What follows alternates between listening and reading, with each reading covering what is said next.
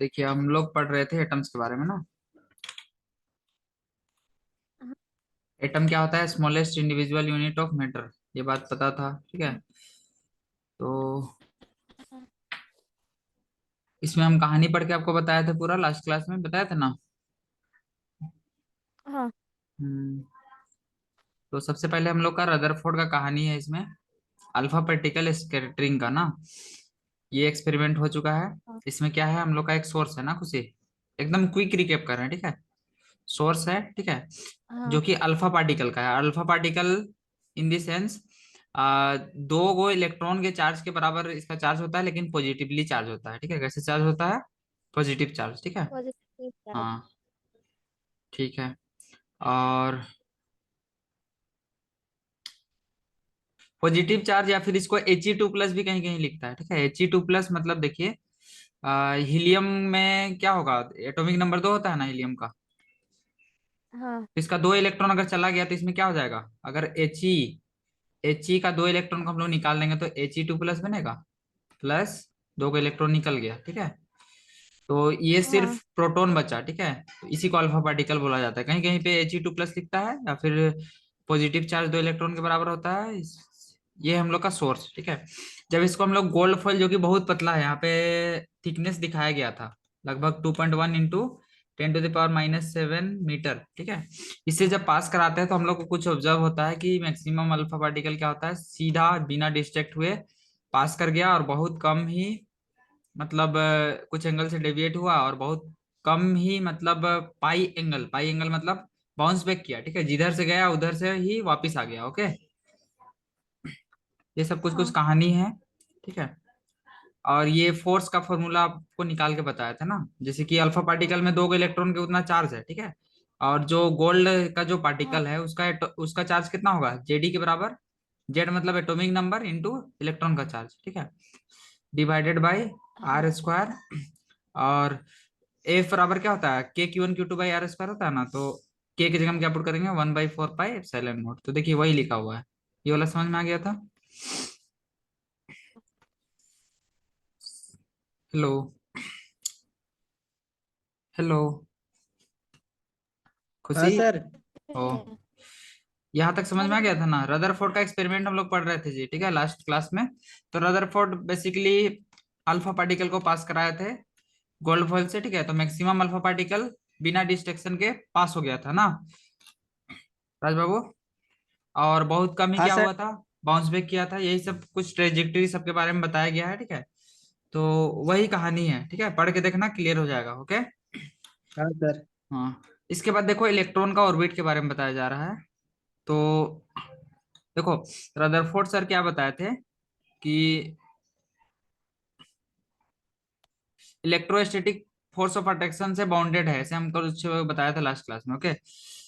Nucleus से जो electron है इलेक्ट्रोस्टैटिक फोर्स ऑफ अट्रैक्शन से बाउंडेड है, ठीक है।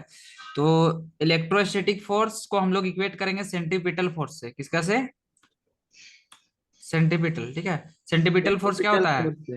mv²/r होता है, ठीक है। FC ये किसके बराबर है? FC, ठीक है। FC। और फोर्स जो इलेक्ट्रॉन पे लग रहा है, इलेक्ट्रोस्टैटिक फोर्स, ठीक है, उसको Fe से दिखाएंगे, ये हो जाएगा 1/4πε0, ठीक है। और Q1 Q2 की जगह में क्या होगा? E², E × E, ठीक है।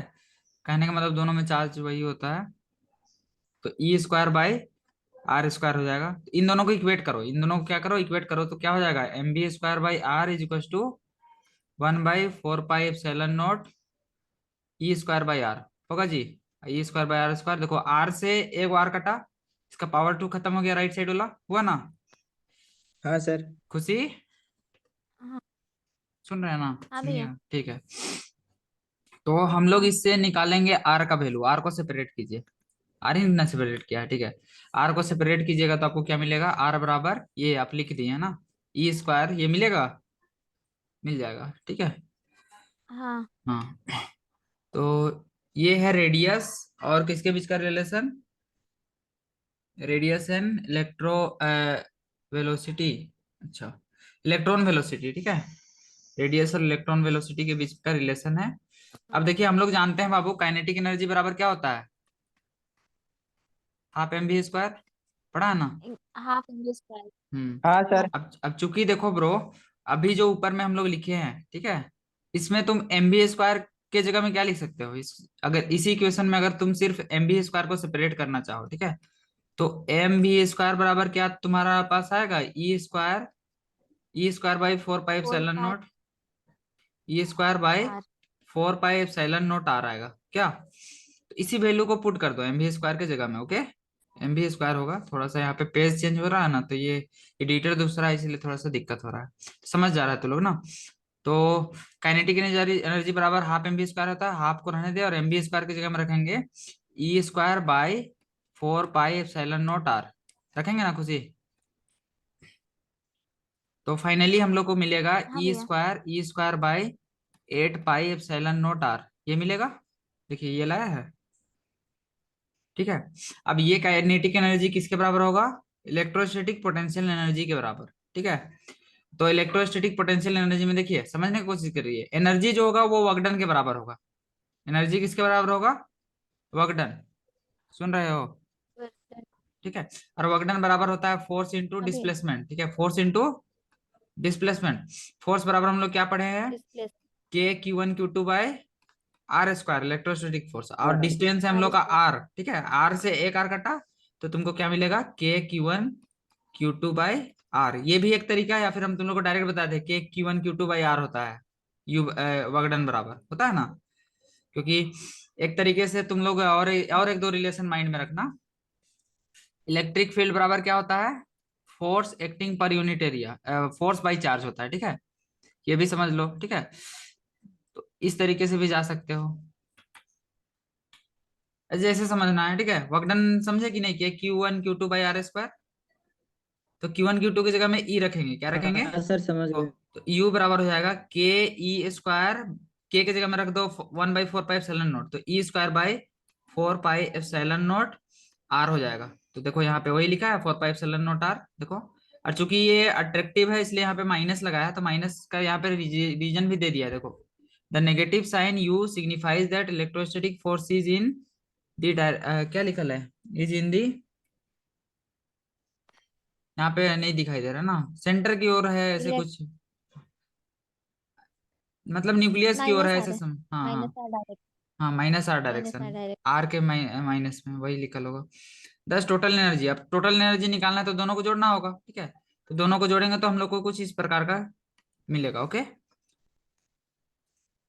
तो ये हो गया, ठीक है।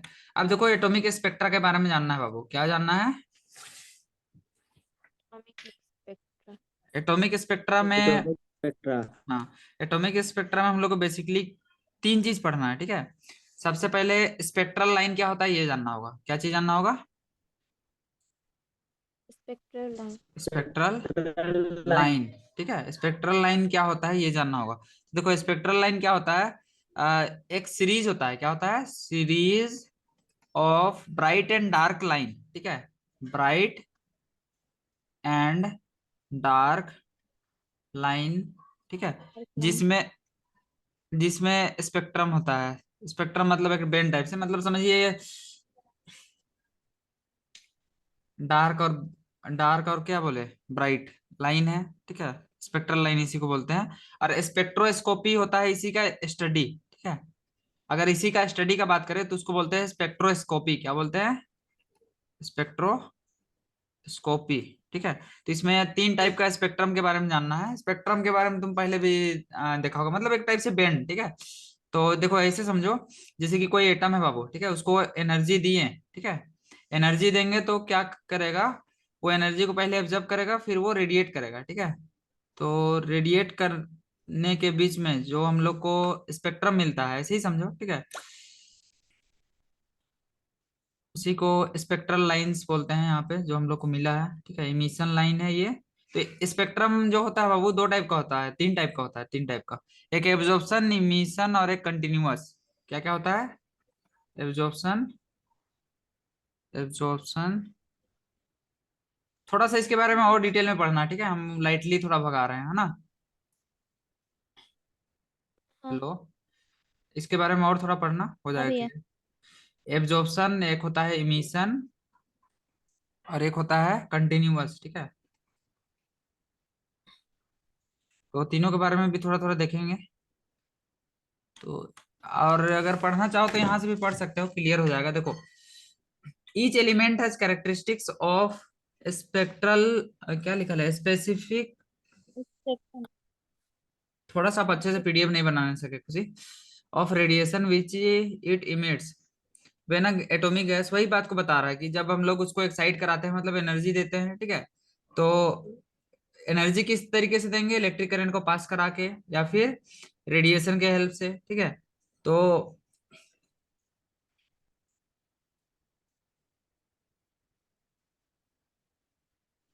हम लोग को स्पेक्ट्रम मिलता है, मतलब वो अपना एनर्जी को इमिट करता है। तो यहाँ पे लिखा है bright lines on the background. तो हर एक एलिमेंट का ना स्पेक्ट्रम यूनिक रहता है, समझ रहे खुशी। हर एक एलिमेंट का क्या रहता है, हाँ। स्पेक्ट्रम यूनिक, ठीक है। यूनिक। तो उसका स्पेक्ट्रम से हम लोग पता कर लेते हैं कि कौन सा एलिमेंट है, उसको हम लोग बिना जांचे, ठीक है, मतलब एनर्जी देके भी पता कर सकते हैं। तो आप देखिए स्पेक्ट्रल लाइन के बारे में यहाँ पे बताया जा रहा है, स्पेक्ट्रल सीरीज के बारे में ना। ओनली फॉर हाइड्रोजन एटम, यहाँ पे आप लिखे ना। रुकिए, इसको ना हम थोड़ा सा पीडीएफ चेंज करते हैं, यहाँ पे बाद में आएंगे, ठीक है, जब न्यूमेरिकल रहेगा। क्योंकि इसमें थोड़ा सा पढ़ने में दिक्कत हो रहा है, हम लोग खोल के रखे हैं इसमें। पढ़ने में दिक्कत हो रहा है तो समझने में भी दिक्कत हो जाएगा। देखिए खुल गया। हाँ, यहाँ तक तो ये सब कर लिए थे, ट्रेजेक्ट्री वगैरह, पार्टिकल स्कैटरिंग एक्सपेरिमेंट।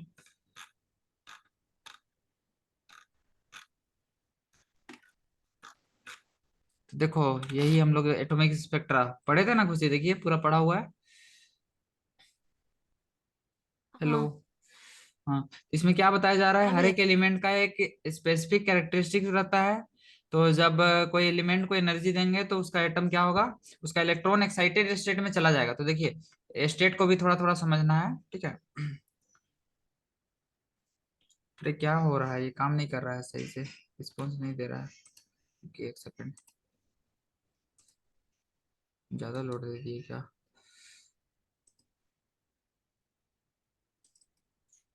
एक सेकंड रुक जाइए, हो जाएगा। तो देखिए सपोज ये हम लोग का एनर्जी लेवल है अलग अलग, समझने का कोशिश कीजिए। तो यहाँ पे अभी हम लोग का इलेक्ट्रॉन है नॉर्मल स्टेट में, ठीक है। इस स्टेट को बोलते हैं हम लोग इस एनर्जी लेवल, ये एनर्जी लेवल है। कहने का मतलब एनर्जी देंगे तो एनर्जी क्या होगा, बढ़ जाएगा, मतलब एनर्जी लेवल है ऐसे समझिए, ठीक है। अलग अलग एनर्जी का लेवल है, कुछ इलेक्ट्रॉन वोल्ट, इतना इलेक्ट्रॉन वोल्ट ऐसे। तो इस स्टेट को जो सबसे नीचे रहता है ना, उसको हम लोग बोलते हैं ग्राउंड स्टेट। क्या बोलते हैं, ग्राउंड स्टेट, ठीक। ठीक है, ग्राउंड स्टेट बोलते हैं। तो जब एनर्जी देंगे इसको, ठीक है, अलग अलग तरीके से, ठीक है, कुछ ही इलेक्ट्रॉन को जब एनर्जी मिलेगा तो ये ऊपर के स्टेट में चला जाएगा, ठीक है। मान लेते हैं ये E1 स्टेट है एनर्जी लेवल, और ये E2 है। तो ऊपर में चला जाएगा। तो अगर इलेक्ट्रॉन को जैसे कि एनर्जी दे दिए और ये ऊपर चला गया, कहाँ चला गया, ऊपर, ठीक है, तो इस स्टेट को बोलेंगे एक्साइटेड स्टेट। क्या बोलेंगे, एक्साइटेड स्टेट। Excited state. कहीं पे में भी पढ़े होंगे, ठीक है, STATE। तो ग्राउंड स्टेट से जब एक्साइटेड स्टेट में हम लोग का एटम जाता है तो उस टाइम में हम लोग को एनर्जी देना पड़ता है, ओके। क्योंकि ऊपर वाला एनर्जी लेवल क्या है, हाईयर एनर्जी लेवल है, सुन रहे हैं। हाँ भैया। ग्राउंड स्टेट से जब एक्साइटेड स्टेट में एटम को भेजेंगे फिर काम नहीं कर रहा है, इसे होगा जी। ये ऐप में ना लोड ज्यादा दे दिए हम, आई थिंक।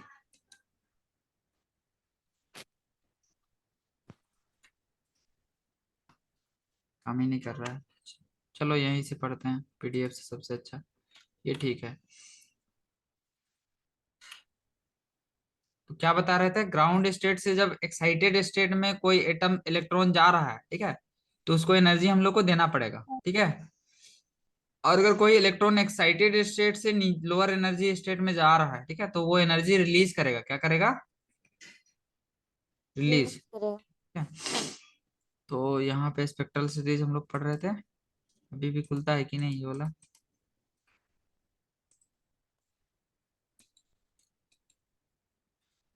फिर से खोलते हैं इसको, इसका ना क्लास 9 को पूरा हटा देते हैं। इसमें तो कहा कि रुपए किए हैं, सब तो हटा दिए, फिर भी कहीं नहीं रिस्पॉन्स दे रहा था। ठीक है।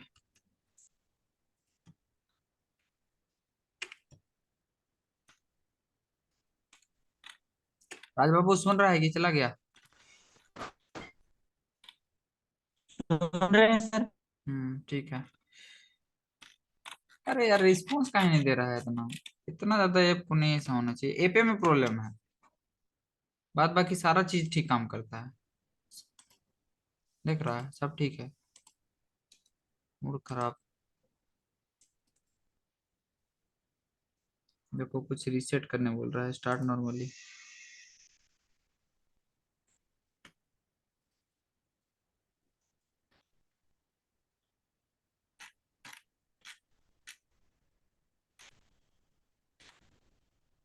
एटॉमिक स्पेक्ट्रा यही बात कर रहे हैं ना? हाँ चलो।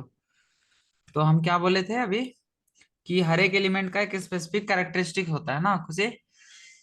हाँ हाँ। हाँ। तो वेन एन एटम और गैस, यहाँ से पढ़ रहे हैं एक बार, ठीक है, थोड़ा सा पढ़ लेते हैं। फिर अभी हम लोग पढ़ेंगे, आज हम लोग खत्म करेंगे बोर्स मॉडल को खत्म करेंगे, और एक क्लास में भी लग सकता है।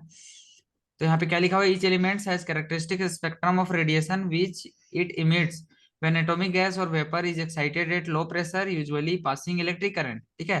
द इमिटेड रेडिएशन, तो देखिए वही बात को बता रहे हैं कुछ बार बार, ठीक है, हम भी बता रहे हैं ताकि आपको क्लियर रहे। जब कोई एटम को एनर्जी हम लोग देंगे, ठीक है, एक्साइट करा रहे हैं मतलब एनर्जी दे रहे हैं, ठीक है, तो वो क्या करेगा, एक इमिट करेगा रेडिएशन को, मतलब एक्साइटेड स्टेट में गया हम लोग का एटम ग्राउंड स्टेट से, ठीक है, ग्राउंड स्टेट से कहाँ गया, एक्साइटेड स्टेट में, ठीक है। और एक्साइटेड स्टेट में ये ज्यादा देर तक रहता नहीं है, ये वापिस से कहाँ जाता है, ग्राउंड स्टेट में। इस दरमियान में ये एनर्जी को अपना रिलीज करता है in the form of radiation. किसके फॉर्म में? रेडिएशन के फॉर्म में, ठीक है। रेडिएशन। तो वही यहाँ पे लिखा हुआ है, देखिए रेडिएशन का टर्म्स आया, रेडिएशन हैज स्पेक्ट्रम। अब इसका एक स्पेक्ट्रम होता है, ठीक है, जैसे कि हम लोग को स्पेक्ट्रम मिलता है ना व्हाइट लाइट का, 7 कलर्स का, ठीक है, ऐसे ही इसका भी स्पेक्ट्रम होता है। मतलब समझिए कि एक ब्राइट और डार्क बैंड मिलता है, ठीक है। तो उसका कुछ स्पेसिफिक वेवलेंथ होता है, ठीक है, जो स्पेक्ट्रम हम लोग को मिलता है रेडिएशन का, समझ रहे हैं थोड़ा थोड़ा, हाँ। उसका कुछ स्पेसिफिक हाँ वेवलेंथ भैया। होता है, ठीक है। और देखिए चूंकि ये स्पेक्ट्रम हम लोग को कब मिल रहा है, जब हम लोग का एनर्जी इमिट हो रहा है ना फ्रॉम द एटम, इमिट हो रहा है तब ना मिल रहा है। तो इसको इमिशन स्पेक्ट्रम बोलेंगे, क्या बोलेंगे, इमिशन लाइन स्पेक्ट्रम। इमिशन। देखिए लिखा हुआ है, लिखा है यहाँ पे नीचे, हाँ। दिख गया ना? ठीक है। अब हम लोग आगे बढ़ते हैं, इमिशन स्पेक्ट्रम समझ में आया? जो स्पेक्ट्रम हम लोग को तब मिलेगा जब हम लोग का क्या होगा, इमिट होगा एनर्जी फ्रॉम द एटम। ऐसी कुछ होगा डेफिनेशन, आप एग्जिट देख लीजिएगा, सेट रूट में लिखल होगा, ठीक है। ठीक। हाँ। Hmm. Study the emission line spectrum, तो हम लोग को स्पेशली इसमें पढ़ना है हाइड्रोजन स्पेक्ट्रम के बारे में।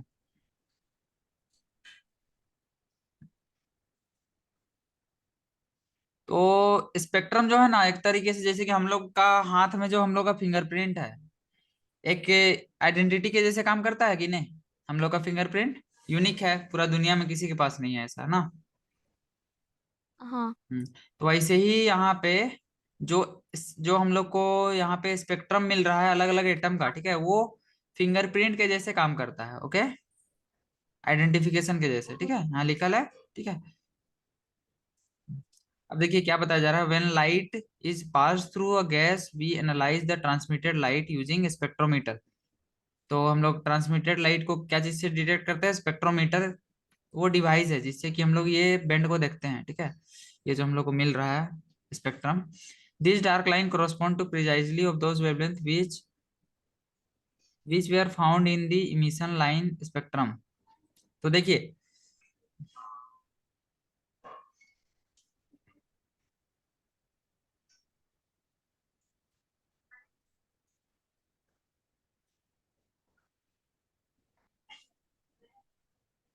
सुनिए खुशी, हाँ हेलो। भैया। हम लोग को अभी दो कॉन्सेप्ट सीखना है, ठीक है, एक सीखना है हाँ। Absorption, absorption spectrum,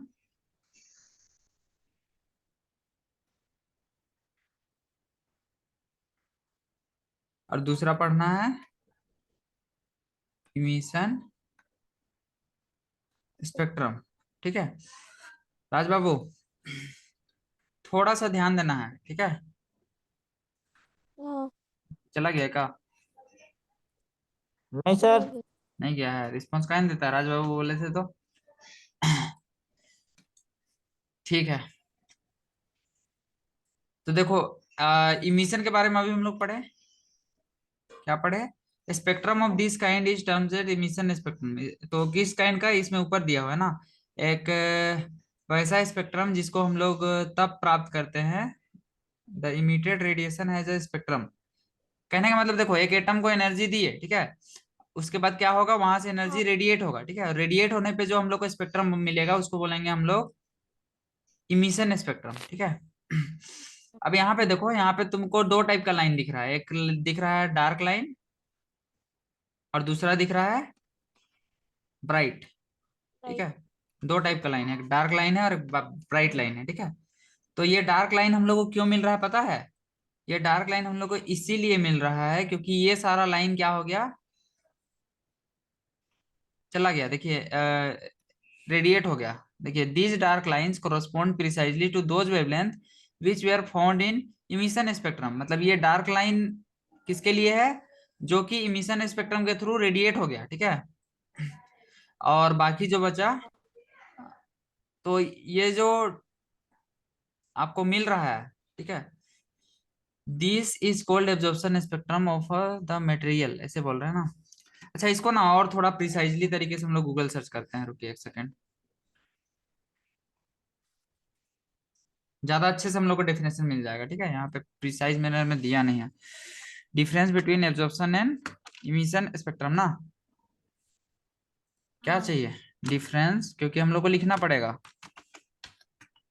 between emission and absorption spectrum आ गया।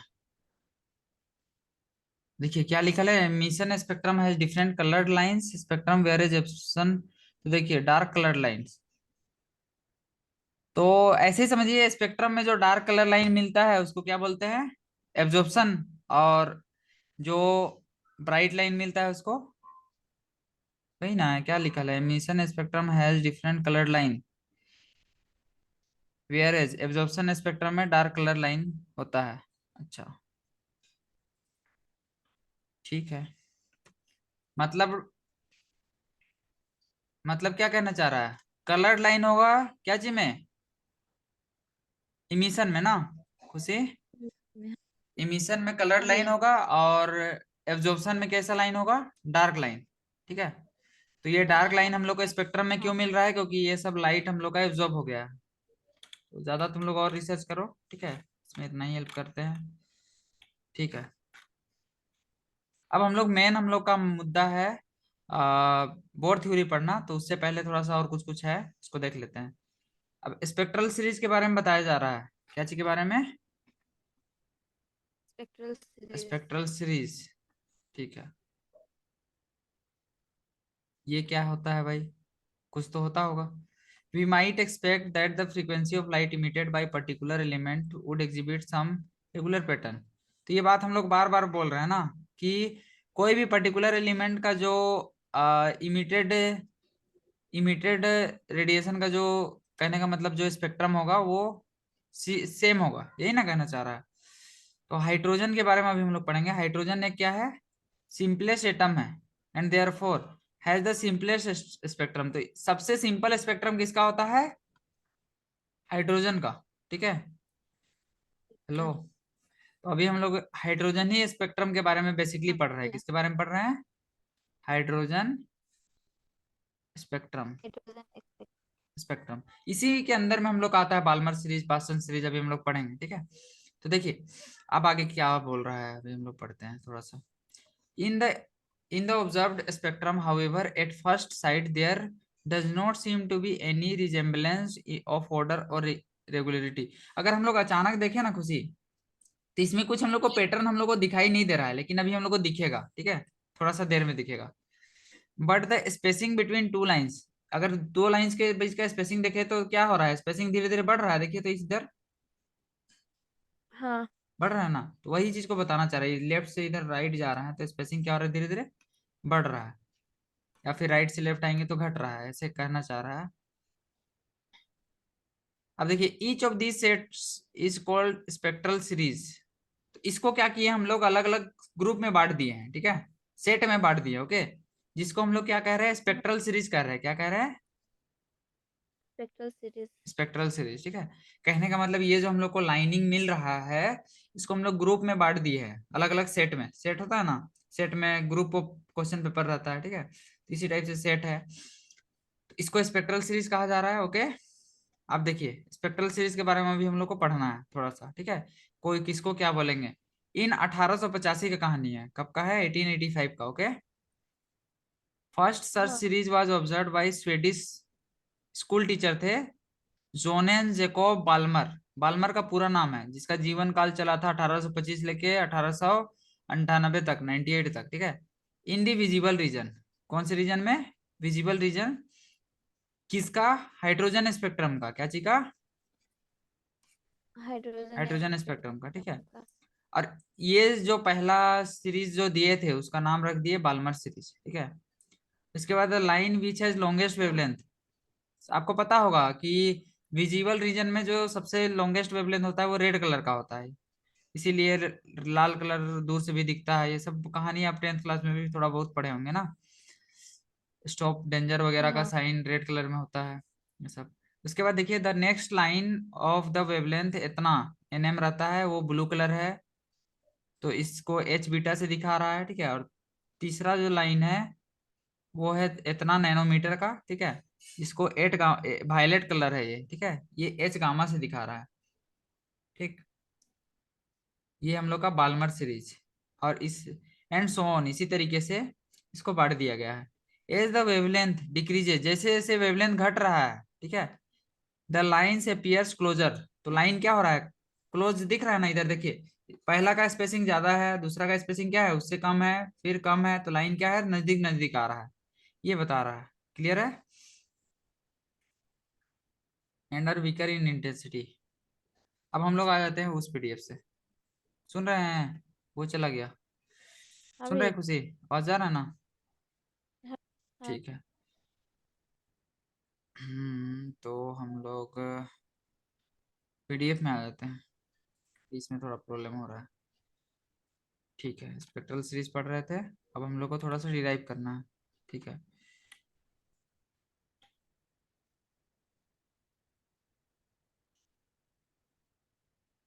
These lines appears to be closer together and weaker in intensity। जैसे जैसे लाइन क्लोज आ रहा है उसका इंटेंसिटी क्या हो रहा है, घट रहा है ना, इंटेंसिटी कम हो रहा है, ये कहना चाह रहा है।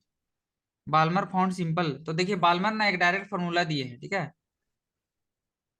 ये ऑब्जर्व हाँ। वेवलेंथ का, ठीक है। ये इनका फॉर्मूला क्या है, 1/λ is equal to R into, देखिए इनका फॉर्मूला क्या है, 1/λ, यही ना लिखा हुआ है, इक्वल टू आर इंटू 1/2 हाँ। स्क्वायर माइनस माइनस।1/n² ठीक है। माइनस।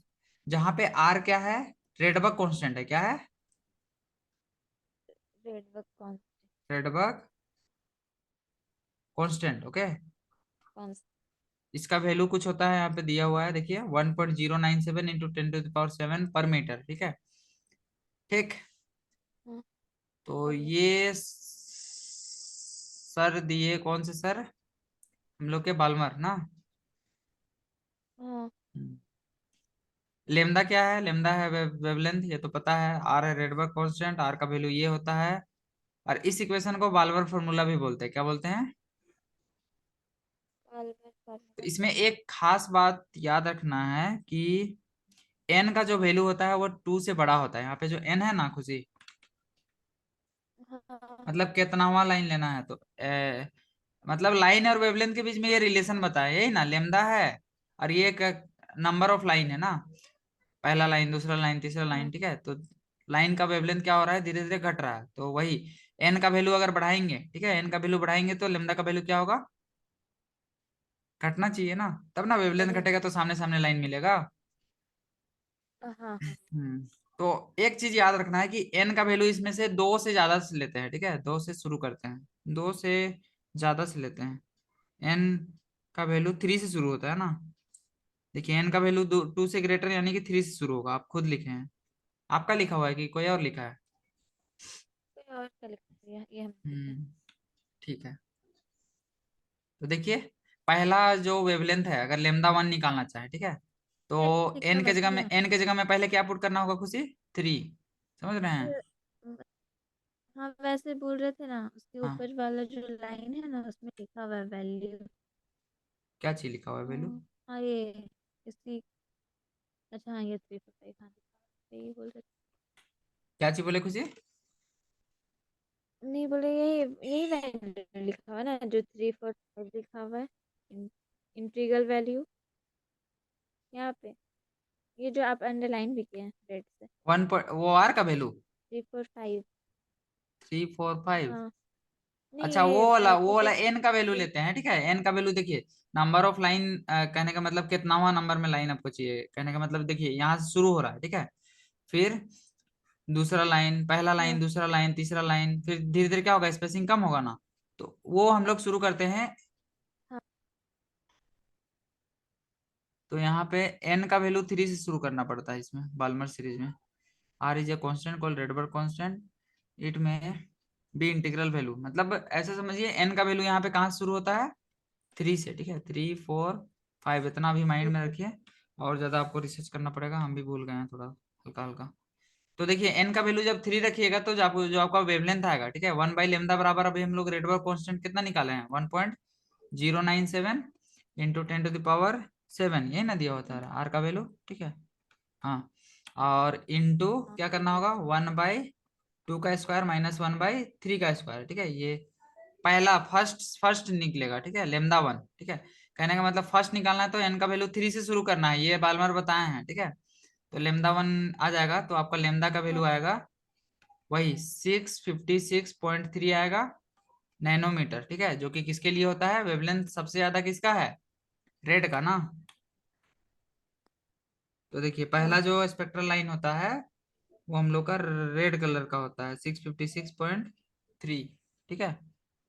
यहाँ पे रेड के लिए लिखा है ना, कितना लिखा है रेड के लिए, यहाँ पे लिखा था कहीं पे, लॉन्गेस्ट वाले, ये देखिए लिखा है ना, इन दी रेड। हाँ समझे? तो मतलब देखिए एन का वैल्यू हाँ 3 पुट कीजिएगा तो आपका लेमदा 1 आएगा, फर्स्ट फर्स्ट स्पेक्ट्रल लाइन का वैल्यू आएगा, ठीक है। किसका वैल्यू आएगा, फर्स्ट स्पेक्ट्रल लाइन का, और उसका वेवलेंथ आएगा, ओके। फिर अगर आपको लेमदा 2 पुट करना है तो एन के जगह में पुट करना होगा 4, कितना पुट करना होगा, 4, ठीक है। तो इस तरीके से आप निकाल के देखिएगा तो आपका जो सेटिस्फाइड वैल्यू है वो आ जाता है, जो यहाँ पे निकाल के दिए हैं ना ये वैल्यू, 656, फिर दूसरा में आता है 486, फिर 434, ये इस फॉर्मूला के अकॉर्डिंग चलता है, ओके। हाँ हम्म, तो याद रखना है बाल्मर हाँ सीरीज, ये अभी अभी कौन सा सीरीज पढ़ रहे हैं, बाल्मर सीरीज ना। तो बाल्मर सीरीज में एन का वैल्यू कितना से शुरू हाँ करते हैं, एन का वैल्यू 3 से, ठीक है, ठीक।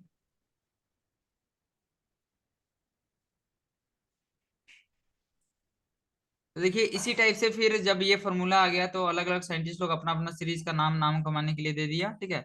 तो बस ये फॉर्मूला याद रखना है, लाइमन सीरीज में क्या होता है, यहाँ पे देखिए 2 से शुरू होगा, कहाँ शुरू होगा, हाँ, 2 से। समझे, 2 से, ठीक है। और 2 से अगर शुरू कर रहे हैं तो देखिए जैसे कि ऐसे हम लोग पढ़े थे ना फॉर्मूला, क्या पढ़े थे, 1/λ बराबर आर इंटू 1 बाई, जैसे कि 3 से शुरू हो रहा था तो यहाँ पे 2² माइनस 1/n², यही ना पढ़े थे खुशी। लेकिन चूंकि लाइमन सीरीज में 2 से शुरू हाँ हो रहा है तो यहाँ पे 2 ना लिख के 1 1 लिखेंगे, 1 का स्क्वायर, ओके। ऐसे हाँ ही, ऐसे ही जो नेक्स्ट सीरीज होता है लाइमन, लाइमन सबसे पहला है, ठीक है, सबसे पहला कौन है, लाइमन, ठीक है, लाइन। लाइमन। फिर दूसरा है बाल्मर, जो कि अभी हम लोग पढ़े, ठीक है। फिर है पास्चन, क्या है, पाँच पास्चन, है। फिर ब्रैकेट, फिर पी फंड, ठीक है, इस टाइप से है। तो देखिए बस सिंपल है, ठीक है। जैसे कि पास्चन में क्या हो रहा है, 4 से शुरू हो रहा है, देखिए लाइमन में 2 से शुरू हुआ, लाइमन और पास्चन के बीच में आ गया बाल्मर, कौन आया, बाल्मर का एंट्री होता है, ठीक है। बाल्मर में शुरू हाँ होता है कितना से, 3 से, ठीक है। पहला में लाइमन में शुरू हो रहा है 2 से, लाइमन में 2 से, बालमर में 3 से, फिर पास्चन में हो जाएगा 4 से शुरू हो रहा है, ठीक है। इसके बाद ब्रैकेट में देखिए 5 से शुरू हो रहा है, उसके बाद पिफंड में 6 से। और अगर 6 से शुरू हो रहा है तो इसके बगल में एन स्क्वायर के जस्ट बगल में लेफ्ट साइड में वहां पे 5 का स्क्वायर करेंगे, इधर करेंगे 4 का, इधर 3 का। पैटर्न समझ में आ रहा है इसका? हाँ। हम्म। तो इस टाइप से आपको सारा सीरीज का फॉर्मूला याद रखना होगा, ठीक है। मतलब कौन कितना से स्टार्ट होता है, फॉर्मूला तो याद ही है, इजी है, ठीक है। बस याद रखना होगा कौन कितना से स्टार्ट होता है, ठीक है। तो लाइमन सबसे पहले आता है, फिर बाल्मर, फिर पास्चन, फिर ब्रैकेट, फिर पिफन, ठीक है। तो उसी के अकॉर्डिंग सीरियल में याद कर लीजिए 2 3 4 5 6, ओके। हम्म। हाँ। तो इसमें बताया जा रहा है कि लाइमन सीरीज कौन सा सीरीज रीजन के लिए होता है, तो ये होता है यूवी रीजन के लिए। पास्चन और ब्रैकेट होता है इंफ्रारेड रीजन के लिए। किसके लिए? इंफ्रारेड, ये भी पूछ सकता है, ठीक है। मतलब इसका जो वेवलेंथ का जो रेंज आता है, ठीक है, स्पेक्ट्रम में, वो कहाँ पे आता है? एक आता है हम लोग का अल्ट्रावायलेट और एक इंफ्रारेड। इसी को होता है ना अल्फा रेडिएशन के बारे में हम लोग नहीं पढ़े थे लास्ट क्लास में, बहुत पहले रेडिएशन के बारे में हम हाँ। लोग पढ़े थे। बीच में हम लोग का लाई करता था विजिबल रीजन, ठीक है, फिर एक्स रे, अल्फा रे, बीटा रे, गामा रे, फिर हाँ। इंफ्रारेड रे, ठीक है। तो वही चीज को बता रहा है, ठीक है, कि इस लाइमन का सीरीज का जो वेवलेंथ है वो किस रीजन में लाई करता है, तो वो यूवी रीजन में लाई करता है, ठीक है। समझे? ऐसे ही बता रहा है, हाँ। ठीक। अब देखिए बाल्मर का एक इक्वेशन है यहाँ पे, छोटा सा। वो क्या बता रहा है बाल्मर फॉर्मूला को और दूसरे तरीके से लिख के दिखा रहा है, ठीक है। हम लोग जानते हैं सी मतलब स्पीड ऑफ लाइट बराबर होता है न्यू लेमदा, ठीक है। सी मतलब स्पीड होता है, स्पीड बराबर होता है डिस्टेंस इनटू टाइम, होता है कि नहीं? नहीं, स्पीड बराबर डिस्टेंस बाय टाइम होता है ना, सॉरी। क्या होता है? स्पीड बराबर डिस्टेंस बाय टाइम, ठीक है। तो डिस्टेंस हो गया हम लोग का लेमदा, लेमदा क्या हो गया खुशी? डिस्टेंस। और फ्रीक्वेंसी को हम लोग लिख सकते हैं न्यू बराबर क्या होता है 1/t, होता है। तो इसको ऐसे भी लिख सकते हैं, लेमदा बाई टी भी लिख सकते हैं, ठीक है। तो डिस्टेंस बाई टाइम हुआ, तो ये क्या है? स्पीड। सी बराबर, ठीक है, तो ये फॉर्मूला याद रखिएगा, सी बराबर न्यू लेमदा होता है, ठीक है। तो इससे हम लोग 1/c बराबर v/c, 1/लेमदा का वैल्यू ये लिख सकते हैं v/c, इसको यहाँ पे पुट कर दिए, ठीक है। तो v बराबर RC ऐसे आ गया, बहुत इजी है, ओके। हेलो खुशी।